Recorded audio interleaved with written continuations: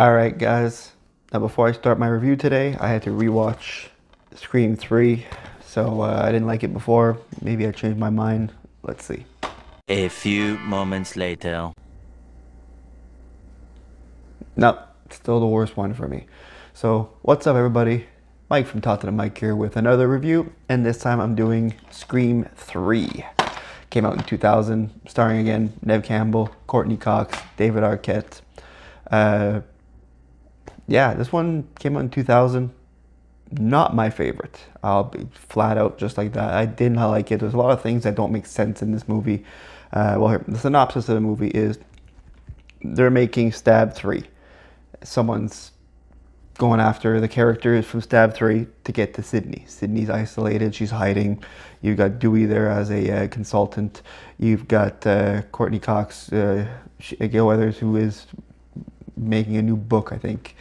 And all these people start getting killed according to how the script is, but there's multiple scripts.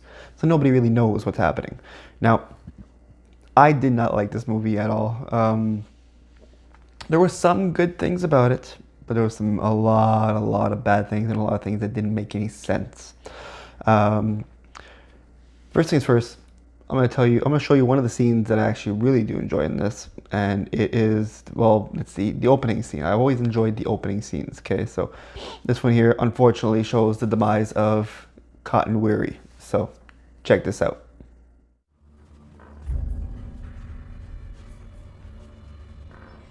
Christine Galloway! Oh! Behind you!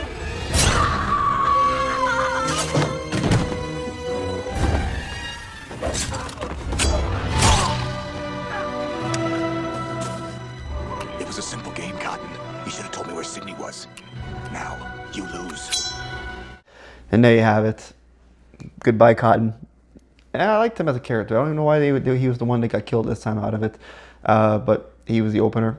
So now, another scene that I sort of enjoy is... now, you know what? There's not really many scenes that I enjoy in this movie. I'm going to start talking about the things that I didn't like, and I'll show you what they are. How about that this time?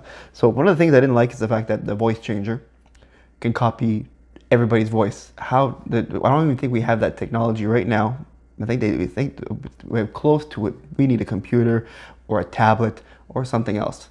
This guy has a machine that just changes the voice right away, and even if when the person's yelling, it changes, you don't hear the other person yelling. That makes no sense. Like, check this out.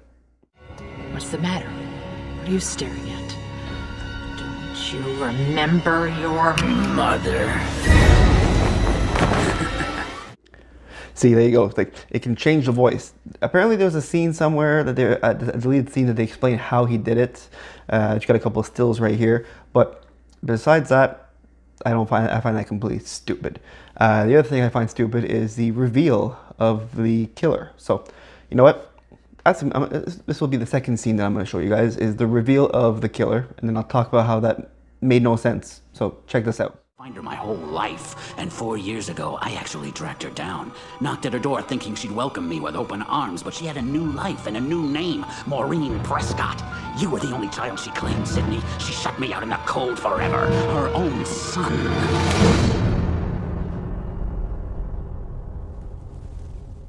Roman Bridger, director. And brother. So there you go. It was Roman all along. It was the man who did he was the director.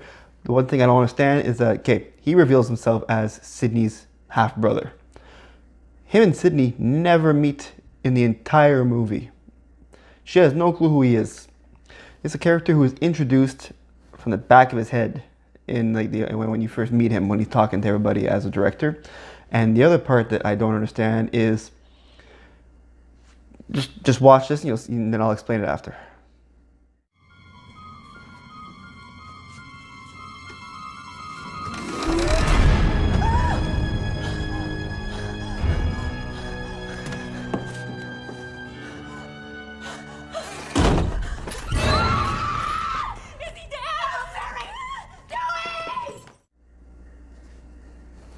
Right there.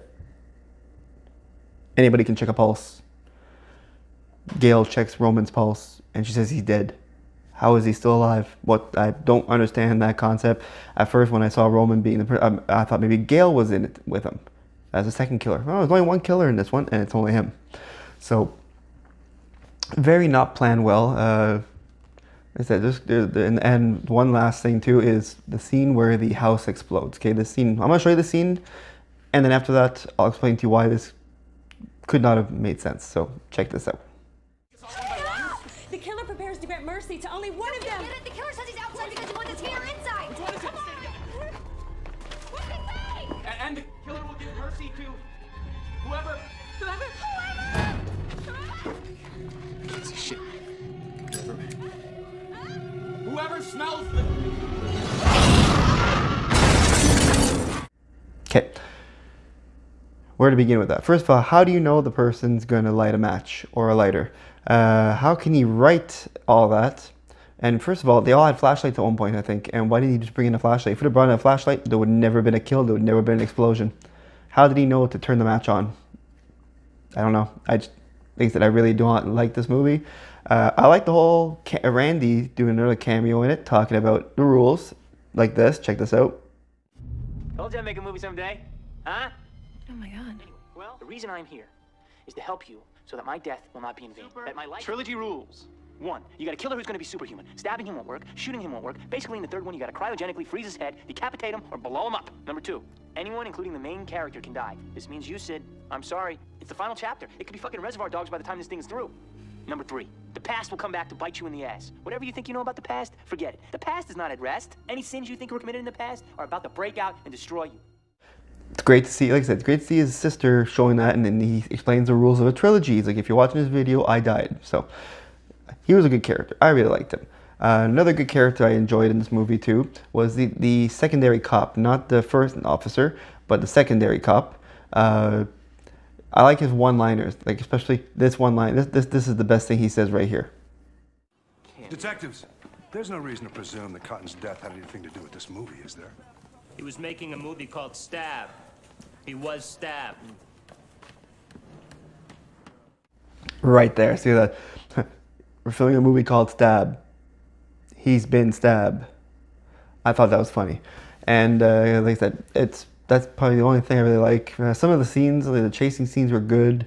I don't understand the whole Sydney's mom being an evil ghost thing. That was kind of weird too. I didn't understand that.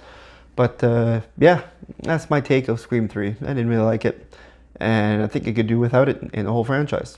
So I would give this one a 2 out of 5 stars for Scream 3. Really, really was not pleased with it. Really did not like it. Yeah,